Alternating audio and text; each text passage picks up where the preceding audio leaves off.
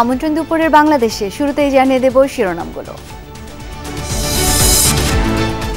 বিকেলে রাজনৈতিক দলগুলোর সাথে জাতীয় ঐক্যমত্য কমিশনের প্রথম বৈঠক, মির্জা ফখরুলের নেতৃত্বে যোগ দেবে বিএনপির প্রতিনিধি দল।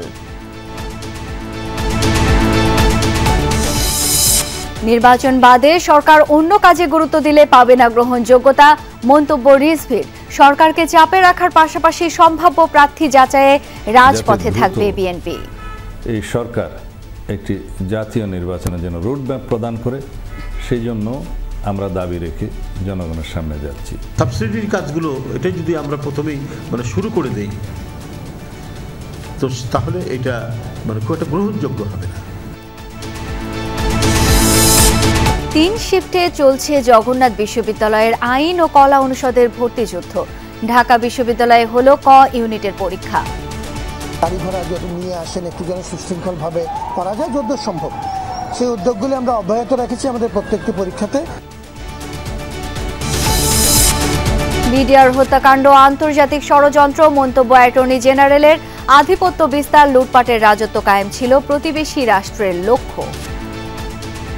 বাংলাদেশের মানুষের ভোটাধিকার হরণ করার জন্য আমার 57 জন চৌকস সেনা কর্মকর্তাকে হত্যা করা হয়েছিল। কমলা খেজুর আমদানির আড়ালে বিপুল অর্থ পাচার করেছে নাসা গ্রুপ। প্রতিষ্ঠানের বিরুদ্ধে আন্ডার ও ওভার ইনভয়েসিং এর প্রমাণ। দেশে আনেনি রপ্তানি পণ্যের অর্থ। এইটাও কিন্তু বিরাট ক্রিমিনাল অফেন্স।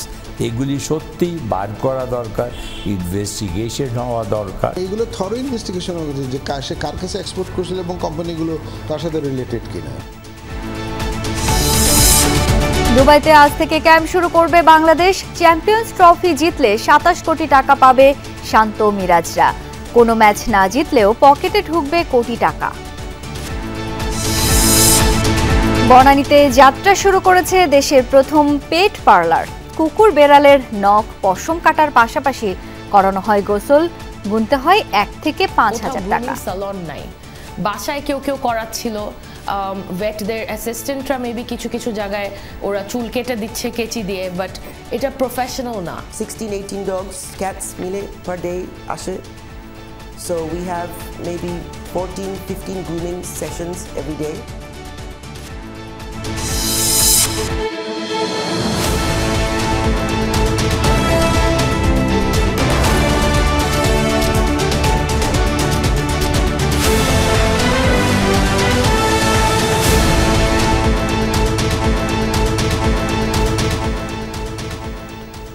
দেখছিলেন শিরোনামগুলো। এছাড়াও দেশ বিদেশের আরো খবর নিয়ে দুপুরের বাংলাদেশে আপনাদের সাথে আছি আমি শাওন দত্ত। বিকেলে রাজনৈতিক দলগুলোর সঙ্গে প্রধান উপদেষ্টা ডক্টর মোহাম্মদ ইউনূসের নেতৃত্বাধীন জাতীয় ঐক্যমত্য কমিশনের প্রথম বৈঠক অনুষ্ঠিত হবে। ফরেন সার্ভিস একাডেমিতে বিকেল 3টা থেকে 5:30 পর্যন্ত হবে এই বৈঠক। প্রধান উপদেষ্টা ডক্টর মোহাম্মদ ইউনূস বৈঠকে বক্তব্য রাখবেন। বিএনপি মহাসচিব মির্জা ফখরুল ইসলাম আলমগীরের নেতৃত্বে দলটির একটি প্রতিনিধি দল বৈঠকে যোগ দেবেন। আশা বৈঠকে যোগ দেবেন অন্যান্য রাজনৈতিক দলের প্রতিনিধিরাও। গত বৃহস্পতিবার অন্তর্বর্তী সরকারের প্রধান উপদেষ্টা ডক্টর মোহাম্মদ ইউনূসের নেতৃত্বে 7 সদস্যের জাতীয় ঐক্যমত্য কমিশন গঠন করা হয়েছে। এই কমিশন রাজনৈতিক, সাংবিধানিক ও নির্বাচনী সংস্কারের বিভিন্ন এজেন্ডায় ঐক্যমত্যে পৌঁছানোর লক্ষ্যে 6টি কমিশনের সুপারিশ নিয়ে রাজনৈতিক দলগুলোর সঙ্গে আলোচনা করবে।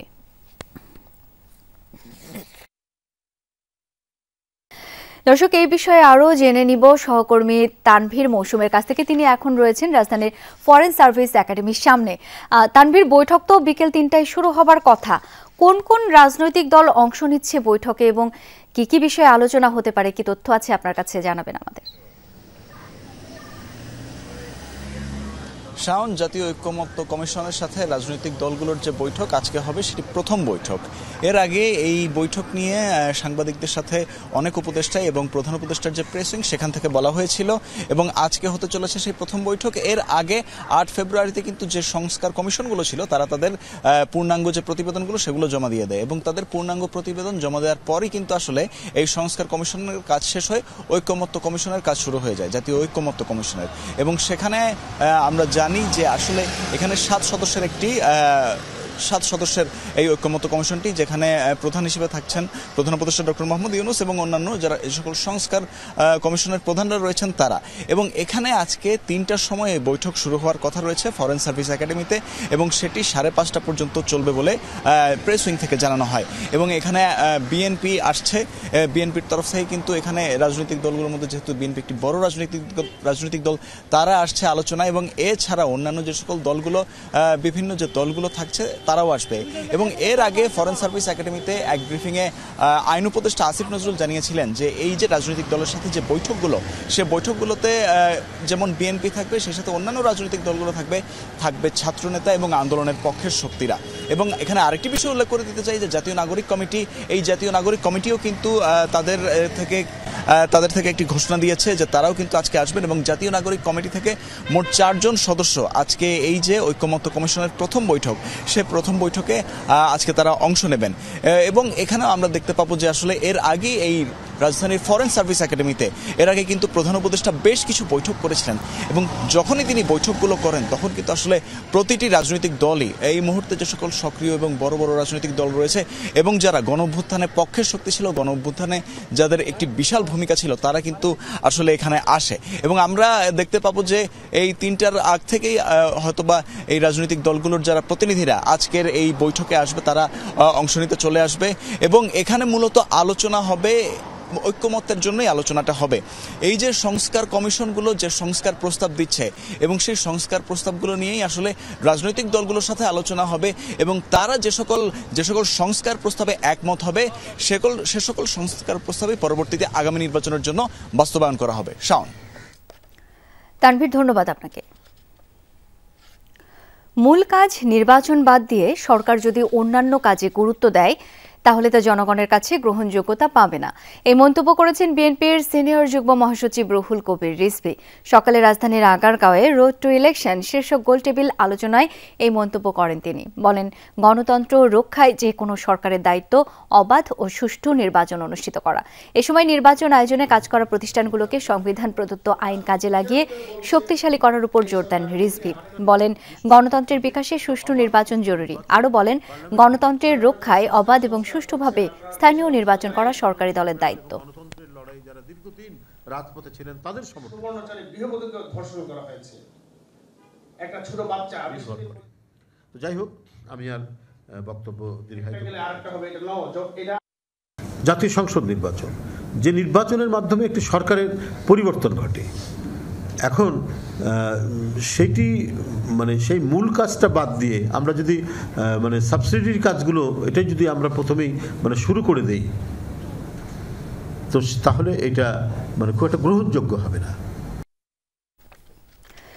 নির্বাচন ইস্যুতে অন্তর্বর্তী সরকারকে আরও চাপে রাখতে নতুনভাবে রাজপথে নামছে বিএনপি, পালন করছে জেলা সমাবেশ কর্মসূচি। এর মাধ্যমে ভোটের মাঠের প্রস্তুতিও লক্ষ্য বলে জানিয়েছেন দলটির শীর্ষ নেতারা। তারা বলছেন, সরকারের কৌশলগত ভুলে নানা সংকট দেখা দিচ্ছে, এর সমাধান দ্রুত নির্বাচন। আরিফিন শাকিলের রিপোর্টে বিস্তারিত।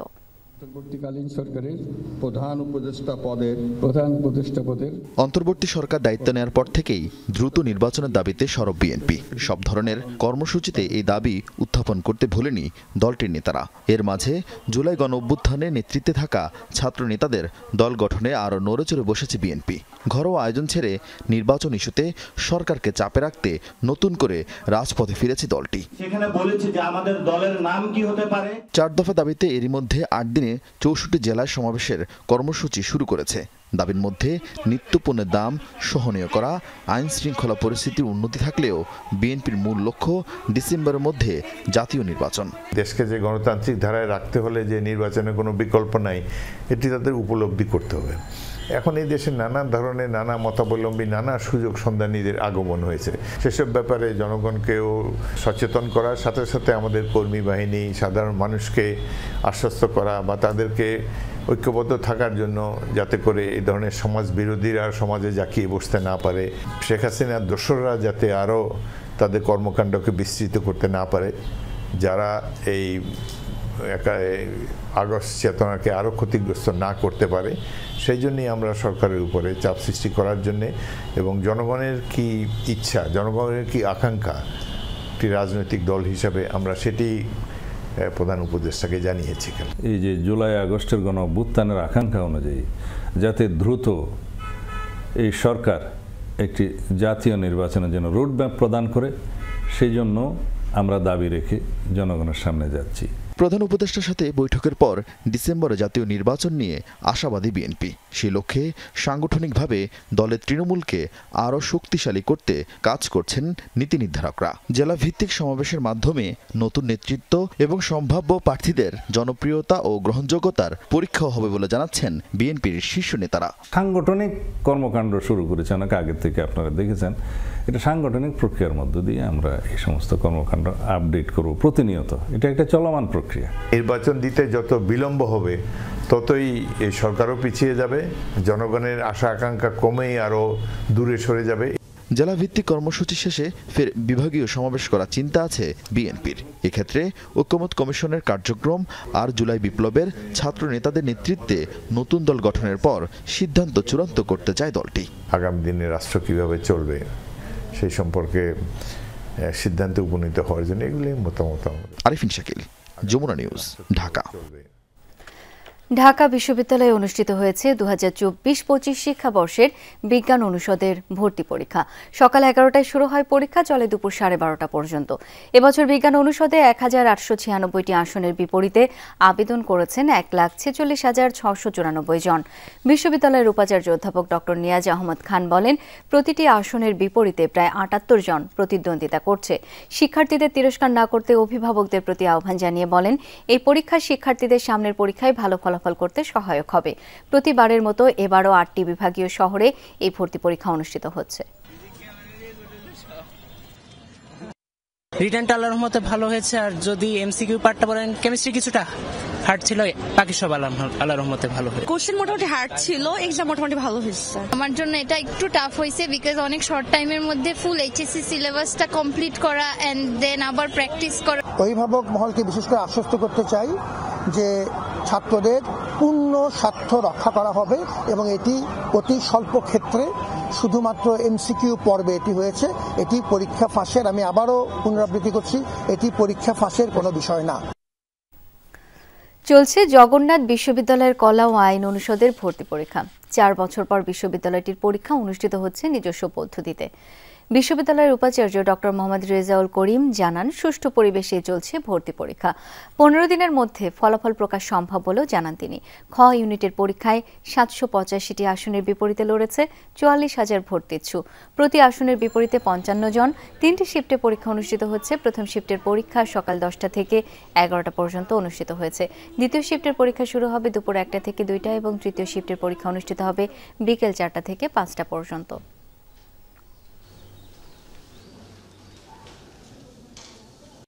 প্রশ্ন ছিল মোটামুটি ভালো, পরীক্ষা আলহামদুলিল্লাহ ভালো হয়েছে। যারা পড়ে তাদের জন্য অবশ্যই ভালো কমন করছে, প্রশ্ন তুলনামূলক ভালোই হয়েছে।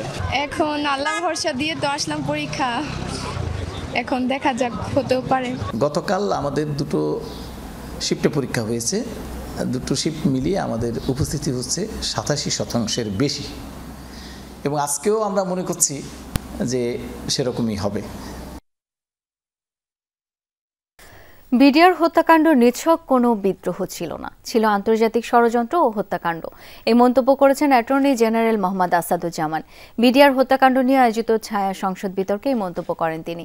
বলেন, বাংলাদেশে আধিপত্য বিস্তার, আওয়ামী লীগকে ক্ষমতায় টিকিয়ে রাখা এবং লুটপাটের রাজত্ব কায়েম করতে প্রতিবেশী রাষ্ট্র এই ষড়যন্ত্র করেছিল। অ্যাটর্নি জেনারেল জানান, শেখ হাসিনা সহ মাস্টার মাইন্ডদের বিচারের আওতায় আনা হবে। যুবলীগ ছাত্রলীগের নেতারা হত্যাকাণ্ডে জড়িত ছিল কিনা তদন্ত কমিশন সেটা খতিয়ে দেখবে, দেন সেই আশ্বাস।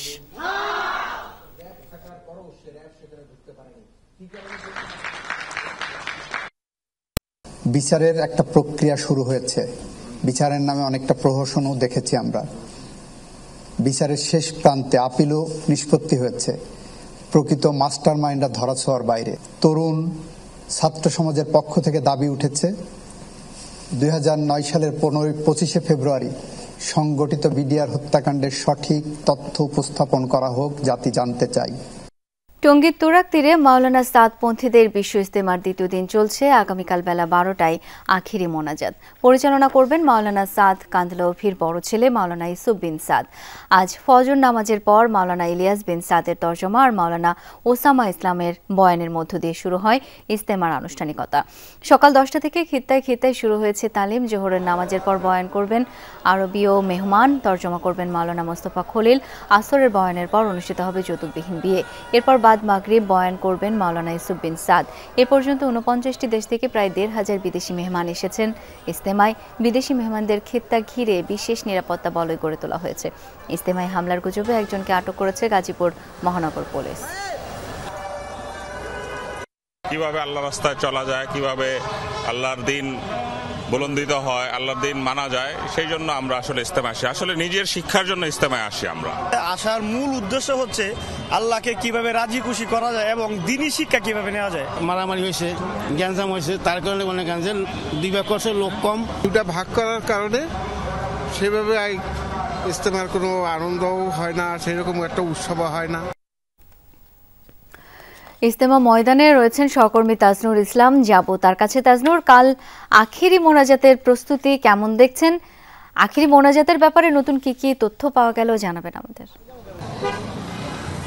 শাওন, নতুন তথ্য নয়, বরং সকাল থেকে আলোচনায় ছিল এবং তাদের আসলে সময়টা চূড়ান্ত করার জন্য খানিকটা এই দুপুর পর্যন্ত তারা সময় নিয়েছিল এবং একটু আগে আনুষ্ঠানিকভাবে জানিয়েছেন যে আগামীকাল দুপুর 12টায় এবারের যে আয়োজন, সেই আয়োজনের আখেরি মোনাজাত অনুষ্ঠিত হবে, যেটিতে যে মোনাজাত পরিচালনা করবেন মাওলানা সাদের বড় ছেলে ইউসুফ বিন সাদ। সেই তথ্যটি খানিক আগেই এই যে আয়োজক যারা রয়েছেন তাদের তরফ থেকে জানানো হয়েছে। তবে এই মুহূর্তে যে প্রস্তুতি বা যেই কার্যক্রম চলছে সেটি হচ্ছে জোহরের নামাজের প্রস্তুতি চলছে এবং সেই নামাজের জামাত হয়তো আর খানিকটা পরে অর্থাৎ 1:30টার দিকে অনুষ্ঠিত হবে এবং সেই প্রস্তুতি সব জায়গাতে আপনি দেখতে পাবেন। আমরা যদিও বিদেশি মেহমানদের খিত্তার দিকে রয়েছি, যেখানে সাধারণত ভিড় খানিকটা কম থাকে, কারণ বিদেশের থেকে অর্থাৎ দেশের বাইরে থেকে যারা এসেছেন তারাই মূলত এই জায়গাটিতে অবস্থান করে থাকেন, যার কারণে এখানকার নিরাপত্তা ব্যবস্থা থেকে শুরু করে সবকিছু একটু আলাদা করে চোখে পড়ার মতো ব্যাপারগুলো থাকে আর কি। বিশেষ করে পুলিশের কন্ট্রোল রুমগুলো কিংবা প্রশাসনের অন্যান্য যেই সংস্থাগুলো রয়েছে তারাও খুব সক্রিয়ভাবে এই জায়গাটিতে কাজ করে থাকেন। যেহেতু এবার 49টি দেশ থেকে অতিথিরা এসেছেন বিশ্ব ইজতেমায় অংশ নিতে, বিশেষ করে যারা মাওলানা সাদের অনুসারী রয়েছেন সারা পৃথিবীতে বিভিন্ন দেশে, তারা কিন্তু এবার অংশ নিচ্ছেন এবং সেই 49টি দেশ থেকে আমরা সবশেষ যে হিসেব পেয়েছি 1449 জনের একটি তালিকা দেখেছিলাম বিদেশি অতিথি এখানে অংশ নিয়েছেন। তবে বিশ্ব ইজতেমার সার্বিক যে আয়োজন সেটি আজকে দ্বিতীয় দিনের দুপুরবেলা এখন অবধি আয়োজনটি বেশ শান্তিপূর্ণ এবং বেশ শৃঙ্খলার সঙ্গেই সমস্ত রকমের কার্যক্রম চলছে। যদিও এই আয়োজন নিয়ে নানান রকমের উৎকণ্ঠা ছিল, কিন্তু সবকিছু ছাপিয়ে আজকে পুলিশ জানিয়েছে যে কোনো রকমের নিরাপত্তা শঙ্কা নেই, বরং বাকি যে এই সময় রয়েছে সেই সময়েও বেশ শৃঙ্খলার সঙ্গে পুরোটা সম্পন্ন হবে। তাজনুর, ধন্যবাদ আপনাকে। সাভারের আশুলিয়ায় গ্যাস সিলিন্ডার বিস্ফোরণে দগ্ধ 11 জনের মধ্যে 4 জনের অবস্থা আশঙ্কাজনক। জাতীয় বার্ন ইনস্টিটিউটের আবাসিক সার্জন শাওন বিন রহমান জানান, এক শিশুকে আইসিইউতে স্থানান্তর করা হয়েছে, 4 জনকে এইচডিইউ এবং 2 জনকে ওটিতে দেয়া হচ্ছে চিকিৎসা। শুক্রবার রাত 9:30টার দিকে আশুলিয়ার ঘুমাইলে আমজাদ ব্যাপারীর বাড়িতে এই দুর্ঘটনা ঘটে। দগ্ধদের মধ্যে 4 জনই শিশু। প্রত্যক্ষদর্শীরা জানায়, 2 তলা বাড়ির উপরের তলায় 2 সন্তান নিয়ে ভাড়া থাকতেন সুমন। রাতে তার ভাই সোহেল পরিবার নিয়ে সেখানে বেড়াতে যান। পিঠা বানানোর সময় গ্যাস সিলিন্ডারের লিকেজ থেকে বিস্ফোরণ ঘটে। মুহূর্তেই ছড়িয়ে পড়ে আগুন। এতে শিশু, নারী সহ 2 পরিবারের 11 জন দগ্ধ হয়। পরে তাদের উদ্ধার করে স্থানীয় হাসপাতালে নেওয়া হলে প্রাথমিক চিকিৎসা শেষে জাতীয় বার্ন ইনস্টিটিউটে পাঠানো হয়। আগুন ধরাইছে তখন মনে করেন ওই গ্যাসটা ওই বাড়ছে না, তখন ওই গ্যাস সিলিন্ডার সাথে সাথে ওই গ্যাস সিলিন্ডার বাস্ট হয়ে গেছে। টোটাল 11 জন আছে, 11 জনই সিরিয়াস অবস্থা, বেশি মানে অনেকই খারাপ, শুধু 2 জন মুরব্বী একটু ভালো আছে। চামড়াটা কেটে দেওয়ার জন্য আমরা ওটিতে নিয়েছি, আরেকজনকে হচ্ছে ড্রেসিং এর জন্য ওটিতে নেওয়া হয়েছে, আর একজন রোগীকে আমরা সোয়াইদ, বাচ্চার বয়স হচ্ছে 4 বছর, ওকে আমরা আইসিইউতে শিফট করেছি, ও 27% পুড়েছে।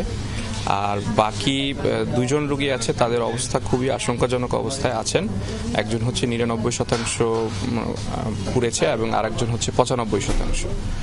তো ওনাদেরকে আমরা এইচডিইউতে শিফট করছি। 5 আগস্ট রাজধানীর যাত্রাবাড়িতে পুলিশের গুলিতে নিহত মোহাম্মদ হাসানকে ভোলায় দাফন করা হয়েছে। সকাল 10টায় সদর উপজেলার কাছিয়া শাহমাদার স্কুল মাঠে জানাজা অনুষ্ঠিত হয়। অংশ নেয় বিভিন্ন শ্রেণী পেশার মানুষ। পরে স্থানীয় কবরস্থানে তাকে দাফন করা হয়। গেল 5 আগস্ট গণ অভ্যুত্থানের চূড়ান্ত বিজয়ের মাত্র কয়েক ঘন্টা আগে বাসা থেকে বের হয়ে আর ফেরেননি মোহাম্মদ হাসান। প্রায় 6 মাস ছিলেন নিখোঁজ। গেল 10 জানুয়ারি বৈষম্য বিরোধী ছাত্র আন্দোলনের সহায়তায় ঢাকা মেডিকেলে হাসানের সন্ধান পায় পরিবার। এরপর ডিএনএ পরীক্ষার জন্য আরও 1 মাস অপেক্ষার পর বৃহস্পতিবার হাসানের মরদেহ বুঝে নেয় পরিবার। সমন্বয়কের মাধ্যমে একটা করে লাশ ঢাকা মেডিকেল ফরেস্টনিক মর্গে থেকে বের করছে। 6টা বের করার পরে 7টার গেলে আমার এই ছেলের লাশ আমরা শনাক্ত করি। তখন ওই লাশের ফেসের অবস্থা এতই খারাপ ছিল যে চিনার মধ্যে ছিল না, কিন্তু ড্রেস আপ দেখা, তার হাতে কাটা দাগ, পায়জামা পাঞ্জাবি, শরীরের গঠন দেখে আমরা তাকে চিনতে পারি। আমদানি রপ্তানির আড়ালে বিপুল পরিমাণ অর্থ পাচার করেছেন এবিবি ও নাসা গ্রুপের সাবেক চেয়ারম্যান নজরুল ইসলাম মজুমদার। ধর্মীয় লেবাস নিয়ে চলাফেরা করলেও জালিয়াতি সম্ভাব্য সব পন্থা তিনি ব্যবহার করেছেন বলে ধারণা আর্থিক গোয়েন্দা ইউনিট বিএফআইইউ এর। কোনো ক্ষেত্রে আমদানি মূল্য দেখিয়েছেন অনেক বেশি, কোনো ক্ষেত্রে অনেক কম। আবার রপ্তানি দেখালেও টাকা আনেননি দেশে। ব্যক্তিগত প্রভাবে করা এসব অপরাধের শাস্তি হওয়া জরুরি বলে মনে করেন বিশ্লেষকরা। নাসা গ্রুপের সাবেক চেয়ারম্যান নজরুল ইসলাম মজুমদারের অর্থ পাচার ও ঋণ অনিয়ম নিয়ে ধারাবাহিক প্রতিবেদনের প্রথম পর্ব। বিস্তারিত আলমগীর হোসেনের রিপোর্টে। এই কমলাটা আসে সাউথ আফ্রিকার থেকে। এটা বর্তমান বাজার দর চলতেছে 350 টাকা। 1-1.5 বছর আগে এটা কেজি ছিল 250, 230। দেশে কমলার কেজি 250 থেকে 300 টাকা, আমদানি মূল্য 100 থেকে 120 টাকা। $60 থেকে $8 পর্যন্ত দাম আছে। এটা প্রায় 9 কেজির মতন ওজন হয়, 8.5-9 কেজির মতন ওজন হয়। এটা আমাদের আমি যদি এটা $1 করে যদি ধরি তাহলে 125 টাকা পড়ে, আর কোনোটা 120 টাকা পড়ে আমাদের কিনা। মদিনা ডেটস অ্যান্ড নাটস এই কমলার আমদানি মূল্য দেখিয়েছে $7.5 বা প্রায় 800 টাকা। অথচ আন্তর্জাতিক বাজারে তখন কমলার দর সর্বোচ্চ 200 টাকা। এটির মালিক নজরুল ইসলাম মজুমদারের জামাতা মোজাম্মেল হোসেন। প্রতিষ্ঠানটি দক্ষিণ আফ্রিকা থেকে 32,000 কেজি কমলার আমদানি মূল্য দেখায় $2,40,000। অস্বাভাবিক দাম দেখিয়ে পাচার করা হয়েছে অর্থ, সন্দেহ বিএফআইইউ এর। নজরুল ইসলাম মজুমদারের জামাতার প্রতিষ্ঠান মদিনা ডেটসের বিক্রয় কেন্দ্র আছে, কিন্তু ট্রেড লাইসেন্সে দেয়া ঠিকানাই নেই প্রধান কার্যালয়। এ বিষয়ে নাসা গ্রুপের প্রধান কার্যালয়ে যোগাযোগের চেষ্টা করেও সাড়া পাওয়া যায়নি। আমি যে ওভার ইনভয়েসিং করি ইন কেস অফ ইম্পোর্ট, তার মানে আমি ট্যাক্স ফাঁকি দেওয়ার জন্য একটা করি আর কিছু টাকা ওখানে অন্যভাবে পাঠানোর জন্য করি। আমার বক্তব্যটা হচ্ছে নিয়মের বাইরে যেই টাকাটা যাবে অথবা আসবে এটাই মানি লন্ডারিং। এইটাও কিন্তু বিরাট ক্রিমিনাল অফেন্স। এগুলি সত্যি বার করা দরকার, ইনভেস্টিগেশন হওয়া দরকার, এবং সেটা দেশের আইনের মধ্যে যেটা আছে সেইভাবে বিচারও করা দরকার। খেজুর আমদানিতে ঘটানো হয় কমলার উল্টো ঘটনা।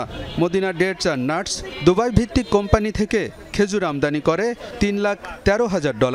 প্রতি কেজি $0.50 বা 50 থেকে 60 টাকা। অথচ তখন আন্তর্জাতিক বাজারে খেজুরের দাম 200 টাকার বেশি। কোনটা 500 টাকা কিনা পড়ে, কোনটা 600 টাকা কিনা পড়ে, কোনটা 400 টাকা কিনা পড়ে, কোনটা 300 টাকা কিনা পড়ে। এটা কোয়ালিটির উপরে ভেরি করে। একই ধরনের অনিয়ম করে নাসা গ্রুপের ফ্লামিঙ্গো। তারা 6.5 লাখ কেজি খেজুরের আমদানি মূল্য দেখায় $4,55,000। প্রতি কেজি $0.7 বা 77 থেকে 90 টাকা। দাম কম দেখিয়ে বাকি টাকা পাঠানো হয়ে থাকতে পারে হুন্ডিতে। ফ্ল্যামিঙ্গোর মোট ঋণপত্র ছিল 13টি, দাম দেখানো হয় $35 লাখ। নজরুল ইসলাম মজুমদারের আরেকটি প্রতিষ্ঠানের নাম ফিরোজা garments.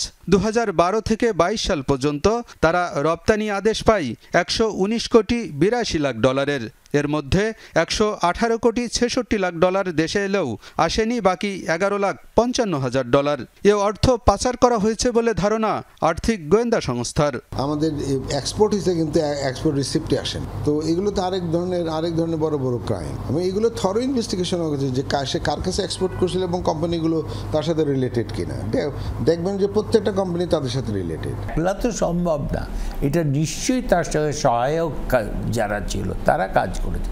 Political leader, regulatory authority, bank, প্রত্যেকে কিন্তু আমার মনে হয় তাদের রেসপন্সিবিলিটি ল্যাপসেস আমি দেখতেছি, নাহলে এটা সম্ভব না।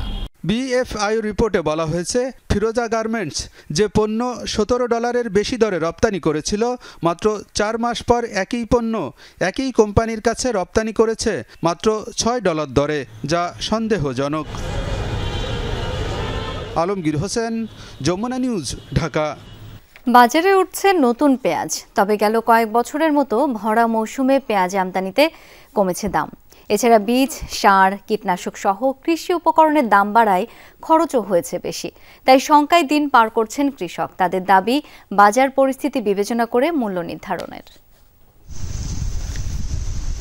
মেহেরপুরের মুজিবনগর উপজেলা প্রতিবারের মতো এবারও লাভের আশায় পেঁয়াজ আবাদ করেছেন স্থানীয় কৃষক। তবে গেল কয়েক বছর ভরা মৌসুমে ভারত থেকে পেঁয়াজ আমদানি হওয়ায় ক্ষতির মুখে পড়েছেন অনেকে। বাজার দর কমে যাওয়ার শঙ্কায় চাষিরা। নতুন করে পেঁয়াজ আমদানি বন্ধের দাবি তাদের। ভালো বলতে কি যখন উইডি পেঁয়াজটা, তখন এই পেঁয়াজ করা নেই যাতে ওই ঠিক মতন পুরো দামটা যাতে সরকার দেয় কেন পাই, না হয়তো চাষি ঠিকই থাকতে পারবে না। ভারত সহ বিভিন্ন দেশ থেকে যাতে পেঁয়াজের আমদানি বন্ধ থাকে, প্লাস আমরা যেন কৃষকদের সঠিক দামটা পাই। চলতি মৌসুমে পেঁয়াজ আবাদের জমি প্রস্তুত, বীজ ক্রয়, কীটনাশক সহ অন্যান্য কৃষি উপকরণের দাম বৃদ্ধিতে খরচও হয়েছে বেশি। তাই সব দিক বিবেচনা করে পেঁয়াজের বাজার মূল্য নির্ধারণের দাবি প্রান্তিক কৃষকের। বিভিন্ন এনজিও থেকে, বিভিন্ন ব্যাংক ঋণ থেকে, বিভিন্ন পাড়া মহল্লা থেকে যাদের টাকা পয়সা আছে তাদের কাছ থেকে দিনা করে এই পেঁয়াজটা চাষ করছে। এখন বর্তমান দাম যদি না থাকে তাহলে কৃষক শেষ। ন্যায্য দাবি 60 টাকা আমাদের রেট করে দেওয়া হোক আমাদের এই সুখসাগর পেঁয়াজ, না হলে আমাদের সব মাঠে মারা হয়ে যাবে। পেঁয়াজ আবাদে চাষিদের নিয়মিত পরামর্শ দিচ্ছে জেলা কৃষি অধিদপ্তর। আবহাওয়াগত কারণের দিক দিয়ে পেঁয়াজ এখানে ভালো হয়। কৃষকদের এ ব্যাপারে আমরা প্রয়োজনীয় পরামর্শ, অর্থাৎ তাদের কখন সার দিতে হবে, সেচ দিতে হবে, বা পোকামাকড় যদি আক্রমণ করে থাকে সেক্ষেত্রে আমরা কৃষি বিভাগ সবসময় অত্যন্ত পরিবেশ হিসেবে তাদের পাশে আছি। কৃষি অধিদপ্তরের তথ্য মতে চলতি মৌসুমে জেলায় 5066 হেক্টর জমিতে পেঁয়াজের আবাদ হয়েছে। উৎপাদন লক্ষ্যমাত্রা 1,22,900 metric ton. Saif Ahmed, Jamuna news. বাংলার মায়াভরা পথে আর হাঁটবেন না প্রখ্যাত সঙ্গীত শিল্পী প্রতুল মুখোপাধ্যায়। দীর্ঘদিন অসুস্থতার সাথে লড়াই করে না ফেরার দেশে পাড়ি জমালেন তিনি। শনিবার স্থানীয় সময় সকালে কলকাতার SSKM হাসপাতালে চিকিৎসাধীন অবস্থায় প্রয়াত হন তিনি। মৃত্যুকালে তার বয়স হয়েছিল 83 বছর। অন্ত্রের অস্ত্রোপচারের পর হৃদরোগে ভুগছিলেন বর্ষিয়ান এই শিল্পী। রক্তক্ষরণের কারণে চলতি বছরের শুরুতেই হাসপাতালে ভর্তি করা হয়। অবস্থা আশঙ্কাজনক হওয়ায় দীর্ঘ সময় ছিলেন ভেন্টিলেশনে। হাসপাতালে প্রবীণ শিল্পীর সাথে সাক্ষাৎ করেন পশ্চিমবঙ্গের মুখ্যমন্ত্রী মমতা বন্দ্যোপাধ্যায়। 1942 সালের 25 জুন অবিভক্ত বাংলার বরিশালে জন্ম প্রতুল মুখোপাধ্যায়ের। ছিলেন একাধারে সুরকার, গীতিকার এবং সঙ্গীত শিল্পী। জীবনের শেষ দিন পর্যন্ত দুই বাংলার সঙ্গীত জগতের অন্যতম উজ্জ্বল নক্ষত্র ছিলেন প্রতুল মুখোপাধ্যায়। তার মৃত্যুর খবরে শোকের ছায়া নেমে এসেছে সঙ্গীতাঙ্গনে। নারী ও পুরুষের সৌন্দর্য চর্চার জন্য সারা দেশে কতই না বিউটি পার্লার কিংবা সেলুন রয়েছে। নিজের যত্ন নিতে সেখানে সদাই ভিড় লেগে থাকে। তবে এবার শুনবো এক ভিন্নধর্মী পার্লারের কথা, যেখানে অতিথি কিংবা গ্রাহক হিসেবে আসেন বাসার পোষা কুকুর ও বিড়াল। নখ কাটানো থেকে শুরু করে পশম কাটা, এমনকি বাচ্চা গোসল সবই রয়েছে এই পার্লারে। দেশের প্রথম এই পেট পার্লারের আরও গল্প জানাচ্ছেন ভাস্কর ভাদুরী, ছবি তুলেছেন রাকিবুল ইসলাম।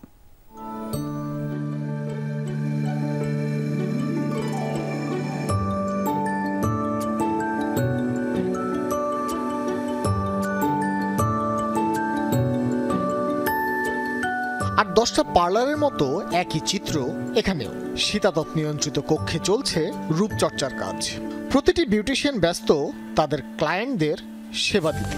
ব্যতিক্রম বলতে এখানে আগত গেস্টদের চেয়ারে নয়, টেবিলে দাঁড় করিয়েই সেবা প্রদান করা হচ্ছে।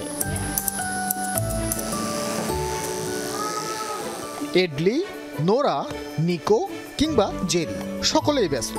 নিজেরা কতটা রূপ সচেতন তা ঠিক বোঝা গেল না, কিন্তু মুনিবের পছন্দে কারো গায়ের লোম ছেটে ফেলা হচ্ছে, কারো বা নির্দিষ্ট শেপে আনা হচ্ছে। কেউ নখ পরিষ্কার করে ঝকঝকে করছে, কারো আঁচড় থেকে বাঁচতে পায়ের নখ সমান করা হচ্ছে।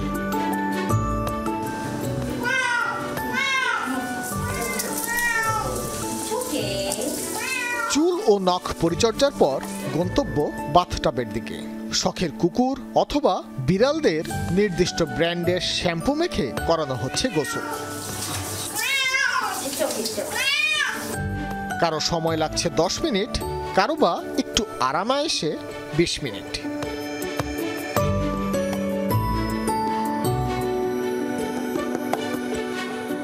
গোসল শেষে এবার গা শুকানোর পালা। বিশেষ ড্রায়ারে লোম শুকানোর পর এডলি, নোরা কিংবা জেরি ফিরে পাচ্ছে নতুন রূপ।